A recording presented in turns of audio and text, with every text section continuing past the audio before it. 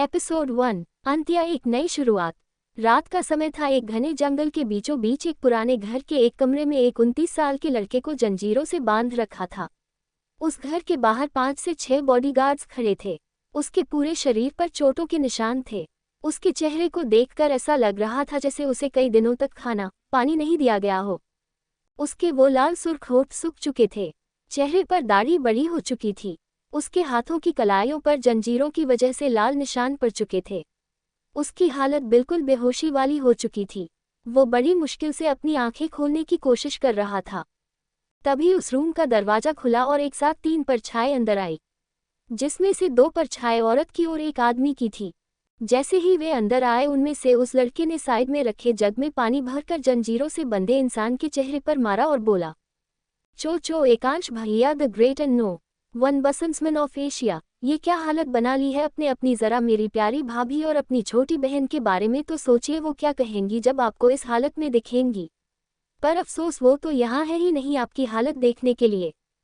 एकांश के चेहरे पर पानी गिरते ही वो अपनी नजरें उठा के देखता है तो उसके सामने उसका सौतेला भाई निहाल खड़ा था, जिसे उसने अपनी जान से ज्यादा प्यार किया और जिसकी वजह से उसने अपनी वाइफ को धक्के मार के घर से निकाल दिया था। डिस्क्लेमर दोस्तों, ये कहानी केवल एक काल्पनिक रचना है। ये केवल लेखक के द्वारा रची गई यह एक कहानी है। इसका वास्तविक जीवन से कोई भी संबंध नहीं है। लेकिन अगर फिर भी इस कहानी के नाम, पात्र, जगह या कोई दृश्य किसी वास्तविक जीवन से मिलते हैं तो ये केवल एक संयोग है। कृपया आप कहानियों को केवल मनोरंजन की दृष्टि से ही सुने। और साथ ही अगर आप इस चैनल RK पॉकेट FM पर पहली बार आए हैं तो चैनल को सब्सक्राइब और वीडियो को भर लाइक करना ना भूलें। धन्यवाद। एकांश ने कहा, कब क्यों किया तुमने ऐसा? मैंने तो तुम्हें हमेशा अपने सगे भाई से बढ़कर समझा था ना। निहाल, उम्र 25। यही तो सबसे बड़ी गलती कर दी आपने। अपने सगे भाई पर विश्वास न करके मुझ सौतेला पर विश्वास किया। पर अब भुग तो कहते ना, गलती की है तो सबक तो मिलता ही है। ऐसा कहकर वो हंसने लगा। हा, और उसके साथ वो 2 औरत भी हंसने लगी। उनमें से एक बोली, ओह कॉमन निहाल बेबी, क्यों अपने बड़े भाई का मजाक उड़ा रहे हो? अब गलती तो इंसानों से ही होती है। मुझे तो शुरू से ही निहाल बेबी से प्यार था, कहकर निहाल के होठ पर बेबी किस कर लेती है। एकांश की ये देखकर मुठियां कस जाती है। दूसरी औरत ने कहा, निहाल बेटा जल्दी करो, हमारे पास टाइम नहीं है और भी बहुत काम है। हम आखिर प्रॉपर्टी मिलने की खुशी में आज पार्टी जो करनी है। एकांश ये सुन के कहता है, रिया तुम्हें तो मैंने सच्चा प्यार किया था और तुमने तो खुद मुझे अपने प्यार का एहसास दिलाया था ना, मेरी जान बचा के। और फिर उसने दूसरी औरत को देखकर कहा, आपको तो मैंने अपनी माँ की जगह दी थी ना, तो आप ये कैसे कर सकती है? ये निहाल के साथ और कोई नहीं बल्कि एकांश की गर्लफ्रेंड और एकांश की सौतेला माँ नीलिमा उर्फ उसकी मासी भी है। रिया, उम्र 22। ओफो, वो सब तो एक ट्रैप था तुम्हारी प्रॉपर्टी हत्याने का। पहले तुम्हें जाल में फंसाया ताकि तुमसे शादी करके तुम्हारी प्रॉपर्टी हत्या सकूं, पर तुम्हारे उस सो-कॉल्ड बाप ने मरने से पहले सारी प्रॉपर्टी उस लड़की के नाम कर दी। इतना ड्रामा करके उस लड़की की इमेज हमने तुम्हारे सामने एक गोल्ड डिगर की बना दी, जिस पर तुमने हमारी बात पर विश्वास भी कर लिया। वो बेचारी तो तुमसे बचपन से प्यार करती थी बट कहने से डरती थी। उसके इसी डर का तो हमने फायदा उठाया। एकांश को ये सुन के बहुत बड़ा धक्का लगता है। नीलिमा, उम्र 48। इसलिए तो मैंने तुम्हें अपनी कसम देके उससे शादी करवाई थी तुम्हारी, और झूठ कहा था तुमसे कि उसने तुम्हारे बाप से चालाकी से अपने नाम प्रॉपर्टी करवाई थी और तुम्हारे बाप की मौत के पीछे उसका हाथ है। सोचा था कि शादी होते ही प्रॉपर्टी उस लड़की से तुम्हारे नाम होते ही हम तुमसे छीन लेंगे, लेकिन तूने तो ये कह के हमारे अरमानों पर पानी फेर दिया कि तुम्हें उस प्रॉपर्टी में कोई दिलचस्पी नहीं। तो हम कुछ तो करना पड़ता ना। एकांश ने एक तिरछी स्माइल के साथ, फिर भी अब तक तो अवनी यहाँ से बहुत दूर जा चुकी होगी क्योंकि मैंने उसे घर से जो निकाल दिया था, तो वो प्रॉपर्टी तो आपको मिलने से गई। रिया, चो बेबी, तुम कितने भोले हो। तुम और तुम्हारी वो सो कॉल्ड वाइफ तो एकदम निहायती बेवकूफ़ है। एकांश उसके ऐसा कहने पर चौंक गया और समझने की कोशिश करने लगा। नीलिमा, दिमाग पर ज़्यादा जोर देने की ज़रूरत नहीं है, हम अभी उसे ही अपने रास्ते से हटाकर आए हैं, और तुम्हारी लाडली बहन को भी। एकांश के चेहरे पर डर आने लगा, क्या किया तुमने उसके साथ? निहाल, जान से मार दिया बेचारी भाभी को। जैसे कहा कि आपको उनकी नाम की हुई प्रॉपर्टी चाहिए तो उन्होंने झट से पेपर पर साइन कर दिए और उसके बाद हमने उन्हें इस दुनिया से टाटा बाय बाय कह दिया। और जिया, एकांश की बहन, वो रास्ते में आ रही थी तो उससे भी मार दिया। अब वो प्रॉपर्टी आपके नाम हो गई और आपके मरने के बाद हमारी। बेचारी, उन्होंने तो मुझे सेड्यूस करने की कोशिश ही नहीं की थी, माँ ने तो आपसे झूठ कहा था और अपने विश्वास कर लिया। एकांश जैसे ही ये सुनता है कि अवनी की मौत हो गई है, उसके आंखों से एक आंसू की बूंद निकलती है। ये सुनके कि वो उससे बचपन से प्यार करती थी और उसने उसे इतना भला बुरा कहकर घर से निकाल दिया था। उसे तो उस प्रॉपर्टी का कोई लालच नहीं था, बल्कि लालच तो उसके अपनों का ही था। एकांश को रोता देख तो वो तीनों भी एक पल के लिए शॉक हो गए, क्योंकि एकांश कभी अपने इमोशन किसी के सामने नहीं दिखाता था। वो हमेशा एक सख्त पर्सनैलिटी वाला इंसान रहा है। एकांश की आंखों में अचानक बहुत गुस्सा आ गया। वो अपनी नफरत भरी निगाहों से अपने सामने खड़े तीनों को घूर घूर कर देख रहा था। गुस्से से उसकी नसें कस गई थी। नीलिमा ने देखा तो वो भी एक पल के लिए डर गई। उसने निहाल से कहा, अब जल्दी से इसका किस्सा खत्म करो ताकि हम चैन से जी सके। नीलिमा के ये कहते ही निहाल ने अपनी जेब से गन निकाली और कहा, गुड बाय भैया फॉरएवर। ये कहते हुए ही एकांश के सिर के बीचों बीच और उसके सीने पर 3 गोलियां चला दी। RK pocket FM, likes and subscribe. Ekansh अपने मन में, शायद यही मेरा अंत था। I am sorry wifey and बच्चा, मेरी वजह से तुम दोनों को अपनी जान गंवानी पड़ी। अगर मुझे एक और मौका मिलता तो शायद मैं अपनी गलती सुधार लेता। क्यों भगवान, आखिर मैंने सोतेलों को अपना मानकर क्या गलती कर दी? मैं इन सबसे अपना बदला लेकर रहूंगा। कहते हुए उन तीनों को अपनी धुंधली आंखों से उन्हें जाता हुआ देखने लगा और धीरे धीरे उसकी आंखें बंद हो गई। उन तीनों के बाहर निकलते ही वो पुराना घर आग की लपेटों में घिर कर राख हो गया। क्या यही थी एकांश की कहानी, या बदला लेने के लिए भगवान देगा एक और मौका? जानने के लिए पढ़िए rebirth to take revenge episode 2, दूसरा मौका। एक आलीशान कमरे में एक लड़का बेड पर सो रहा था। तभी वो चिल्लाते हुए उठा। नहीं। वो लड़का अपने आसपास देखता है तो वो हैरान हो जाता है। वो खुद से कहता है, क्या मैंने जो देखा वो एक सपना था? नहीं नहीं, मैंने उसे फील भी तो किया है। कहते हुए अपने पूरे शरीर को छूकर देखने लगता है और वो चौंक जाता है कि वो बिल्कुल ठीक है। उद्धरण चिन्ह। वो अपने पास पड़ा फोन उठाता है तो डेट देखकर हैरान हो जाता है। 5 नवंबर 2023। वो 6 महीने पहले की डेट देखकर हैरान हो जाता है। उसे याद आता है कि आज उसकी शादी को पूरे 4 महीने हो गए थे। वो लड़का खुद से, क्या मेरा पुनर्जन्म हुआ है? क्या ये सच है? मैं जिंदा हूँ? हाँ, मैं जिंदा हूँ और अब अपने साथ हुए हर एक धोखे का बदला लूंगा। किसी को नहीं छोड़ूंगा जिन्होंने एकांश सिंघानिया को बेवकूफ़ बनाकर मौत के घाट उतारा था। अब मेरी बारी है अपने धोखेबाजों को मौत के घाट उतारने की। उद्धरण चिन्ह। कहते हुए वो एक डेविल स्माइल करने लगता है। जी हाँ, ये एकांश सिंघानिया है जिन्हें किस्मत से दूसरा मौका मिला है अपने साथ की हुई नाइंसाफी का बदले लेने के लिए। एकांश उठ के वॉशरूम जाता है। वो शॉवर को ऑन करके उसके नीचे खड़ा हो जाता है और खुद को शीशे में देखने लगता है। उसकी वो परफेक्ट मस्कुलर 6 पैक्स वाली बॉडी पर इस वक्त कोई घाव नहीं थे। एकांश अपनी आंखें बंद करके याद करने लग जाता है कैसे उसने अपनी वाइफ और बहन पर भरोसा न करके कितनी बड़ी गलती की जब उन्होंने एकांश से कहा था कि रिया और निहाल का चक्कर चल रहा है। तो एकांश ने अवनी को 2 दिन तक अंधेरे कमरे में बंद कर दिया था और अवनी उससे चिल्ला चिल्ला कर कह रही थी उसे जाने दो, उसे अंधेरे से डर लगता है। एकांश छत से अपनी आंखें खोलता है। उसे ये सब याद करके अब खुद पर गुस्सा आ रहा था। वो खुद को आईने में देखते हुए कहता है, बस वाइफी, तुम्हें जितना दुख झेलना था झेल लिया, अब बारी दुश्मनों की है। कहते हुए अपना बाथरोब पहनकर क्लोजेट की तरफ चल देता है। उद्धरण चिन्ह। इस समय शाम के 5 बज रहे थे। एकांश कुछ ही देर में तैयार होकर नीचे आता है तो देखता है हॉल बिल्कुल खाली है। उसे याद आता है कि पिछले जन्म में उसकी बहन ने आज के दिन उसे जिद करके घर ही रोक लिया था इस खुशी में, क्योंकि आज अवनी और उसकी शादी को 4 महीने पूरे हो चुके हैं। तो आज जिया ने उन दोनों की डिनर डेट प्लान की थी ताकि उन दोनों के बीच थोड़ी बहुत बात हो सके। मगर पिछली बार रिया ने उसे ये कहकर बुला लिया था कि उसे बहुत तेज फीवर है और एकांश सारी रात उसके पास रुका और बेचारी अवनी पूरी रात उसका होटल में इंतजार करती रही। उसने सोच लिया था कि इस बार ऐसा नहीं होगा। एकांश जैसे ही डाइनिंग टेबल की हेड चेयर पर बैठता है, उसकी सौतेली माँ नीलिमा उसके पास आकर कहती है, अरे एकांश बेटा, तुम आज दोपहर को कैसे सो गए? तुम्हारी तबीयत तो ठीक है ना? ऐसा कहते हुए वो एकांश के माथे पर अपना हाथ रखकर चेक करने लगती है। उद्धरण चिन्ह। एकांश को इस समय बहुत गुस्सा आ रहा था, लेकिन वो कैसे भी करके खुद को नॉर्मल रखने की कोशिश करने लगता है।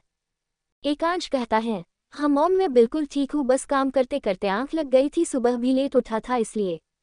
एकांश अपने मन में, आज तक मैं इनके ड्रामे को देख ही नहीं पाया, ये इनकी ममता नहीं बल्कि लालच था, लेकिन अब थोड़ा ड्रामा करने की मेरी बारी है, सोचते हुए डेविल स्माइल करने लग जाता है। नीलिमा, वैसे बेटा, क्या अवनी तुम्हें बता कर गई है कि वो कहाँ गई है? दोपहर से देख रही हूँ मैं, इस लड़की को मिल ही नहीं रही है, बस अपनी मर्जी चलाती रहती है। कहीं वो अपने किसी आशिक से मिलने तो नहीं चली गई? उद्धरण चिन्ह। एकांश को ये सुन के बहुत गुस्सा आता है। उसे याद है कैसे नीलिमा उसे अवनी के बारे में अनाप शनाप बोल के भड़काती रहती थी, जिसे सुन के एकांश अपना सारा गुस्सा अवनी पर उतार देता था।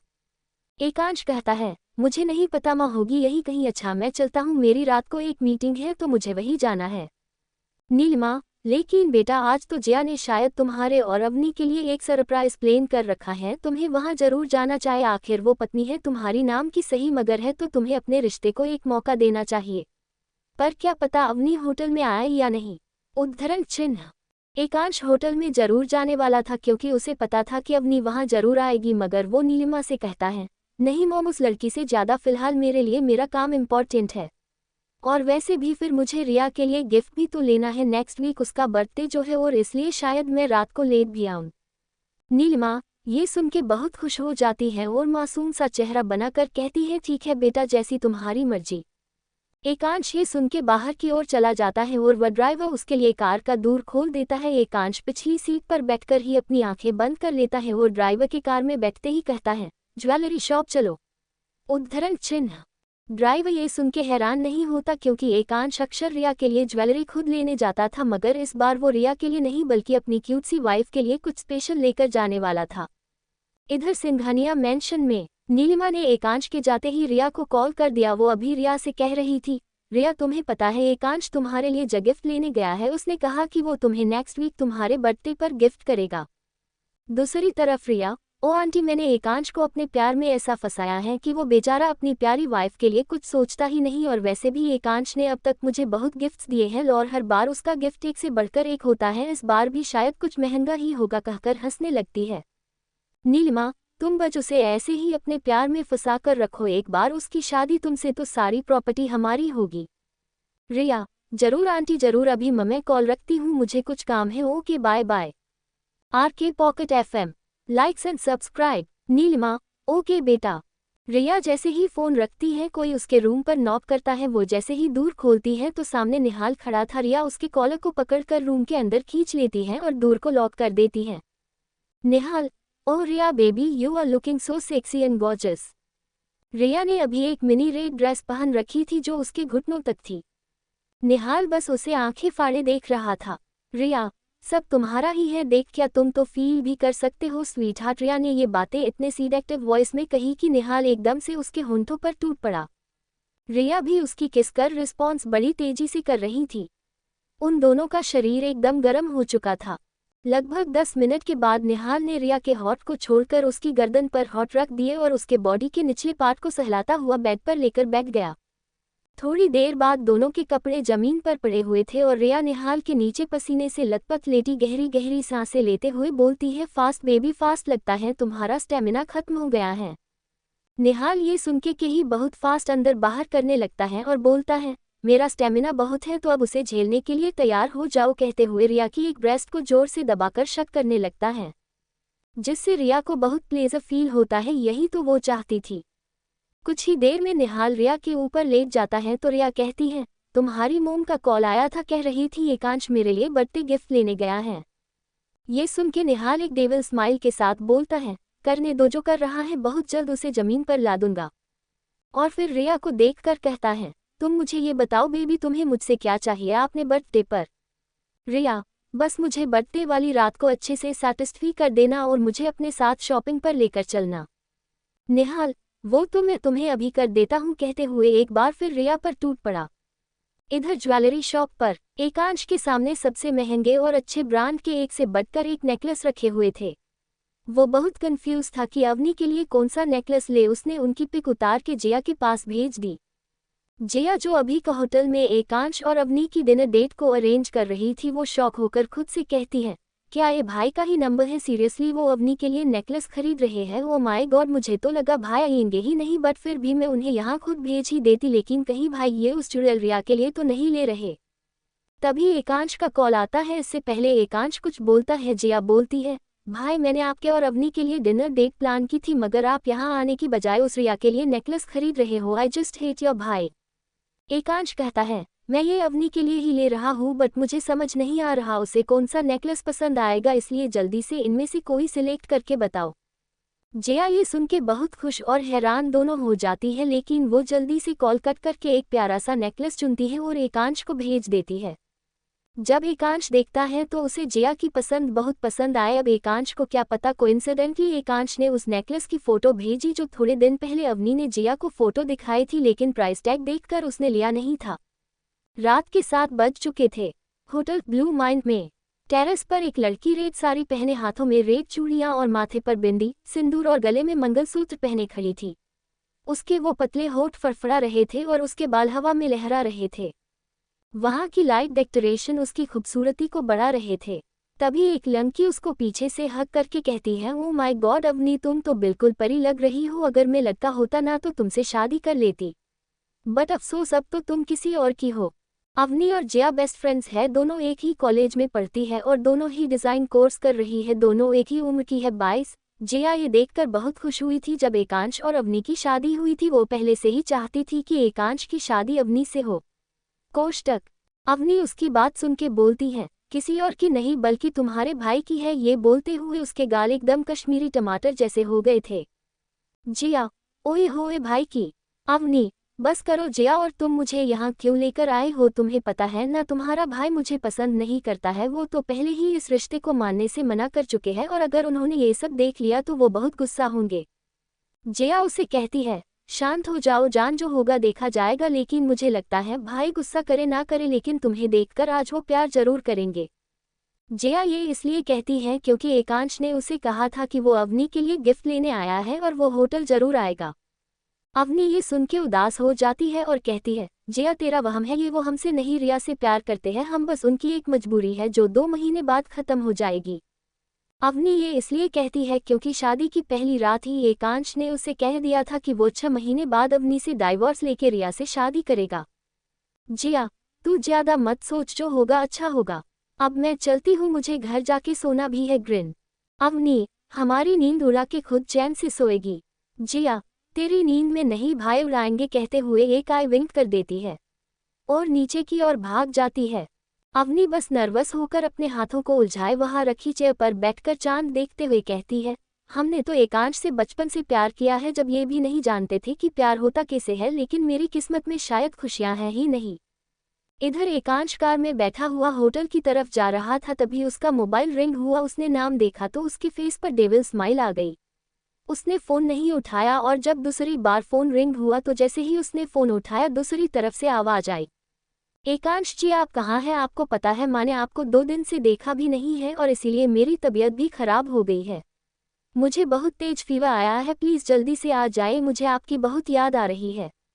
एकांश ये आवाज़ सुन के कहता है, सो सॉरी रिया, पर मैं अभी आ नहीं सकता हूँ, अभी एक बहुत इंपॉर्टेंट मीटिंग में जाना है। तुम अपना ध्यान रखो, जैसे ही मैं फ्री होता हूँ तुम्हें कॉल करता हूँ। रिया जो इस वक्त निहाल की बाहों में थी और फोन इस समय स्पीकर पर था, वो दोनों एकांश की बात सुन के हैरान हो जाते हैं क्योंकि एकांश रिया को कभी नाम से नहीं बुलाता था, वो उसे बच्चा या स्वीट हार्ट कहकर बुलाता था। रिया कहती है, एकांश अब आप मुझे पहले की तरह प्यार नहीं करते, जब से अवनी आपकी जिंदगी में आई है आप तो मुझे भूल ही गए हो। अगर ऐसा है तो मैं आपको छोड़कर हमेशा के लिए चली जाती हूँ, आप बस एक बार मुझे कह दो। इधर एकांश गुस्सा था लेकिन अपने आप को शांत करके कहता है, ऐसी बात नहीं है, मीटिंग सच में बहुत इंपॉर्टेंट है और वैसे भी मैं ये सब हमारे फ्यूचर सिक्योर करने के लिए ही तो इतनी मेहनत कर रहा हूँ ना। मैं निहाल को कॉल करके कहता हूँ कि वो अभी डॉक्टर को लेकर तुम्हारे पास आए, ओके? ऐसा कहते ही एकांश कॉल कट कर देता है और निहाल का नंबर डायल करता है। एकांश को पता था कि निहाल अभी रिया के साथ ही है, उसने होश में आने के बाद ही अपने आदमियों को इन दोनों पर नजर रखने के लिए ऑर्डर दे दिया था। इधर रूम में रिया ने फोन रखा ही था कि निहाल का फोन बजा। उसने देखा एकांश का कॉल आ रहा है तो उसने रिया को चुप रहने का इशारा किया और कॉल पिकअप करके स्पीकर पर कर दिया और बहुत प्यार से बोला, जी भाई कहिए। एकांश मन में, कभी इस भाई को भाई तो नहीं माना तुमने। निहाल स्वीटहार्ट की तबीयत खराब हो गई है, क्या तुम उसके पास जा सकते हो डॉक्टर को लेकर? एक्चुअली ने एक बहुत इंपॉर्टेंट मीटिंग में फंसा हूँ। निहाल, हाँ भाई आप कहो तो जान दे दो। कोई बात नहीं, मैं उनका ख्याल रख लूंगा, आप अपनी मीटिंग अच्छे से अटेंड करना, ओके? एकांश अब कहकर कॉल कट कर देता है। एकांश खुद से इतनी आसानी से मौत नहीं मांगूंगा तुम्हारी। दूसरी तरफ रिया के फ्लैट पर, ये फ्लैट एकांश ने ही उसे गिफ्ट किया था। रिया निहाल से कहती है, पहले मुझे लगा कि इसने मेरे नाम से बुलाया है और मुझसे मिलने से मना कर दिया तो कहीं प्यार तो खत्म नहीं हो गया मुझे, बट जब तुमसे कह कि स्वीट हार्ट का ध्यान रखना तब जाके दिल को चैन मिला। निहाल उसके ऊपर आकर किस करते हुए कहता है, टेंशन मत लो बेबी, हमारा प्लान इतनी आसानी से बर्बाद नहीं होने दूंगा मैं। और वैसे भी जब वो मीटिंग करेगा तो हमारा ही फायदा होगा, जितना पैसा आएगा आखिर बाद में तो हमारा ही होगा। रिया, हाँ बट निहाल बेबी तुम फिर से शुरू हो गए। निहाल, अपने प्यारे भाई से कहा है कि उनकी स्वीट हार्ट का ध्यान रखूंगा तो बस वही रख रहा हूँ। दोनों फिर अपने प्यार की दुनिया में डूब जाते हैं, इससे अनजान कि कल उन्हें बहुत बड़ा शौक लगने वाला है। तो क्या करेगा एकांश कल जिससे उड़ेंगे उनके होश? और कैसी रहेगी रिबॉर्न के बाद अवनी और एकांश की पहली मुलाकात? Please like share and comment. Episode 3, एक सॉफ्ट किस। एकांश की कार होटल ब्लू माइन के सामने रुकती है। एकांश कार से उतरकर अंदर की ओर चला जाता है, उसके हाथ में इस समय अवनी के लिए लिया हुआ गिफ्ट था। अंदर जाने से पहले अपने बॉडीगार्ड से कहता है, किसी को पता नहीं चलना चाहिए मैं यहाँ हूँ, अगर मॉम घर से कॉल करके पूछे तो कह देना मैं एक इम्पोर्टेंट मीटिंग के लिए अभी में हूँ, ओके। एकांश के बॉडीगार्ड एक पल के लिए हैरान हो जाते हैं क्योंकि एकांश जितनी ही जरूरी मीटिंग में क्यों न हो वो अपनी मॉम की कॉल को इग्नोर नहीं करता था। फिर बॉडीगार्ड ओके सर कह देते हैं। अब इन्हें कौन बताए कि ये पुराने वाला एकांश नहीं रहा। अब एकांश बॉडीगार्ड्स को जाने के लिए कह देता है। एकांश इतना कहकर होटल के अंदर की तरफ चला जाता है और डायरेक्ट लिफ्ट से बटन प्रेस करता है जो टेरेस का था। उसका मन इस वक्त बहुत घबरा रहा था। उसे अवनी से मिलने की जल्दी भी थी और उसे डर भी था कि कहीं अवनी उसके पुराने वाले बर्ताव करने की वजह से उससे दूर न चली जाए। एकांश खुद से, नो वाइफी, इस बार मैं तुम्हें खुद से दूर नहीं करूंगा बल्कि इस बार तो मैं तुम्हारी रूह में उतर जाऊंगा और हमेशा के लिए तुम्हें अपना बना कर रखूंगा।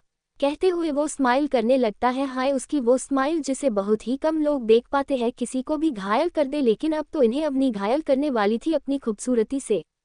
एकांश जैसे सही लिफ्ट से बाहर आता है, अपने कदम टेरेस की तरफ बढ़ाता है। जैसे जैसे एकांश आगे की तरफ जा रहा था वैसे वैसे उसके दिल की धड़कनें तेजी से बढ़ रही थी। एकांश टेरेस के ऊपर पहुंचकर एक नज़र पूरे टेरेस को देखता है जहां इस वक्त बहुत अच्छे से लाइटिंग की हुई थी और एक टेबल के ऊपर केक रखा हुआ था जिस पर लिखा हुआ था happy 4th month anniversary. Table के चारों ओर रेड हॉट शेप बैलून और गुलाब के फूल रखे हुए थे और नीचे भी पूरे टेरेस पर गुलाब के फूल और बैलून बिखरे पड़े हुए थे जो वहां की खूबसूरती को बढ़ा रहे थे। लेकिन एकांश की नज़रें तो अपने चांद को ढूंढ रही थी। उसने अपनी नज़रें इधर उधर घुमाकर देखी तो पाया कि अवनी इस वक्त झूले के पास खड़ी हुए चांद को देख रही थी। अवनी इस वक्त अपने ही ख्यालों में खोई हुई थी। उसे पता ही नहीं चला कि एकांश आ गया है क्योंकि उसने ये उम्मीद छोड़ ही दी थी कि एकांश यहाँ आएगा। एकांश एक पल के लिए अपनी जगह पर जम जाता है और एकटक अवनी को देखने लगता है। अवनी की आंखें, उसके गुलाबी होठ, उसका वो छोटा सा चेहरा जो बिल्कुल खरगोश के बच्चे की तरह लग रहे था। एकांश देखता है कि अवनी एक तक चांद को देखते हुए रो रही थी, उसकी आंखों से आंसू बह रहे थे जिन्हें देखकर एकांश के दिल में एक टीसी उठती है। वो एक फीकी मुस्कान के साथ खुद से बोला, उस रिया की वजह से मैंने अपने इतने खूबसूरत चांद को ठुकरा दिया, बस अब और नहीं, अब मेरे चांद की आंखों में एक आंसू नहीं आएगा, अब मैं सिर्फ उसे खुशियां ही खुशियां दूंगा। पिछली बातें याद करते हुए जब एकांश से कंट्रोल नहीं होता तो गिफ्ट को टेबल पर रखकर एकांश छत से अवनी के पास पहुंचकर उसे पीछे से गले लगा लेता है। इस अचानक हक की वजह से अवनी एकदम डर जाती है। एकांश उसके डर को महसूस करते हुए कहता है, डरो मत चांद, मैं हूं तुम्हारा एकांश। अवनी एक पल के लिए तो हैरान हो जाती है कि क्या सच में एकांश यहाँ आया है, लेकिन एकांश के मुंह से तुम्हारा एकांश सुन के अवनी के दिल की धड़कनें बढ़ जाती है। उसके गाल हल्के हल्के लाल हो चुके थे। उसे सबसे ज्यादा हैरानी एकांश को यहाँ देखकर हुई थी। जैसे ही अवनी उसकी कैद से छूटने की कोशिश करती है ताकि उससे पूछ सके कि वो था क्यों आया है।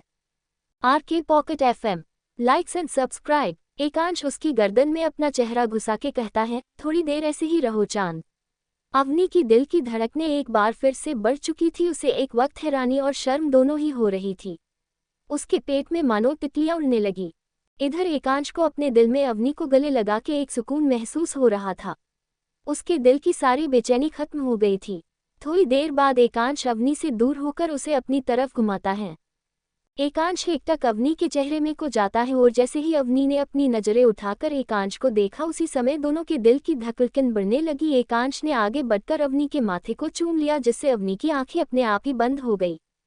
एकांश ने मुस्कुराते हुए, मेरे चांद को चांद देखने की जरूरत नहीं है, बस तुम खुद को एक बार आईने में देख लिया करो, समझो तुमने चांद को देख लिया। एकांश के ये कहते ही अवनी ने अपनी आंखों को खोला और एकटक एकांश की आंखों में देखने लगी। अवनी को आज एकांश की आंखों में अपने लिए कोई नफरत नहीं दिखाई दे रही थी, जिससे देखकर अवनी एक पल के लिए हैरान हो जाती है और फिर एकांश की बातों पर गौर करते हुए उन्हें समझती है तो शर्म से अपनी आंखें नीचे कर लेती है। उसकी इस अदा पर तो एकांश का दिल घायल हो गया। उसका मन कर रहा था कि वो अवनी के लाल लाल गाल को खा जाए, पर उसने खुद को कंट्रोल करते हुए अवनी को टेबल की तरफ ले गया और पहले अपने आप चेयर पर बैठकर अवनी को अपनी लैप पर बिठा लिया, जिससे अवनी का दिल एक बार फिर शोर मचाने लगा।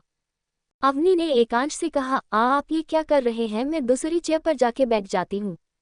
एकांश ने ये सुन के अवनी की कमर को पकड़कर और अपने और करीब करके कहा, मुझे आज चांद को अपने बहुत करीब से देखना है, इसलिए मैंने उसे यहाँ बिठाया है। अब अगर तुम यहाँ से 1 इंच भी हिली तो मैं तुम्हारे इन स्ट्रॉबेरी जैसे होठों पर किस कर लूँगा।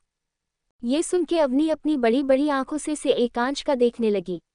ये देखकर एकांश का मन सच में अवनी को किस करने का हो रहा था, बट उसने खुद को कंट्रोल करते हुए मन में कहा, कंट्रोल एकांश कंट्रोल, अभी अपने चांद को अपना प्यार महसूस करवाना है।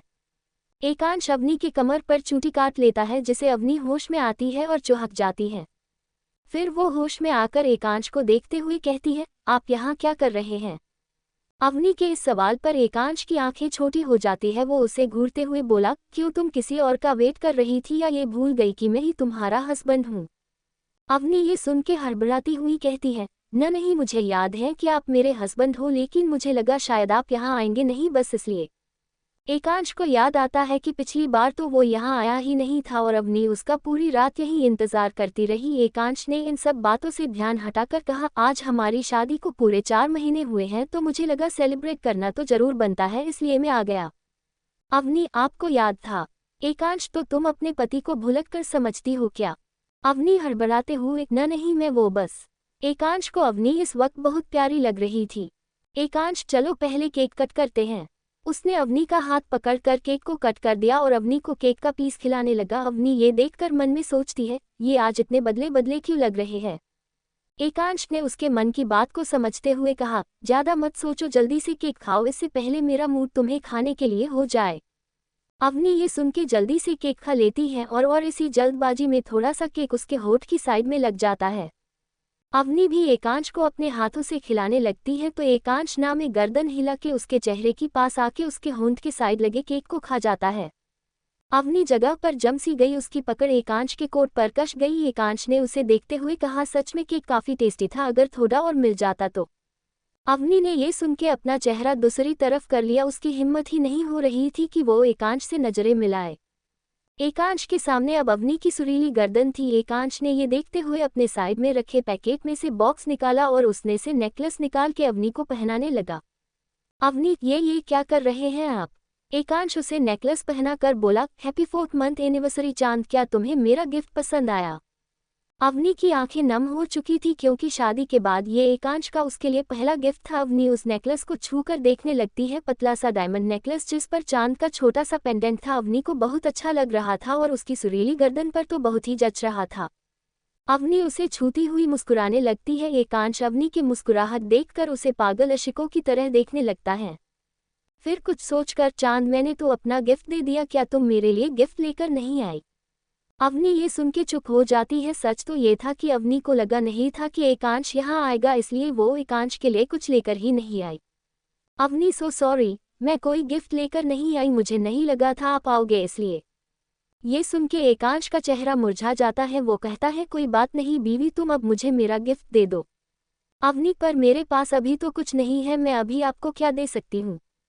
एकांश, जो मैं मांगूंगा वो दोगी। अवनी की ये सुन के अपना सिर हाँ में हिलाती है, जिससे एकांश के चेहरे पर स्माइल आ जाती है। तो क्या मांगने वाला है एकांश अवनी से। तो दोस्तों, आगे क्या होने वाला है ये जानने के लिए स्टोरी को सुनते रहिए सिर्फ और सिर्फ RK Pocket FM YouTube channel पर। तो दोस्तों, अभी तक के आपके प्यार के लिए बहुत बहुत धन्यवाद। ये सब सिर्फ और सिर्फ मेरे प्यारे सभी सब्सक्राइबर की वजह से हुआ है जो मेरी स्टोरी को इतना प्यार दे रहे हैं।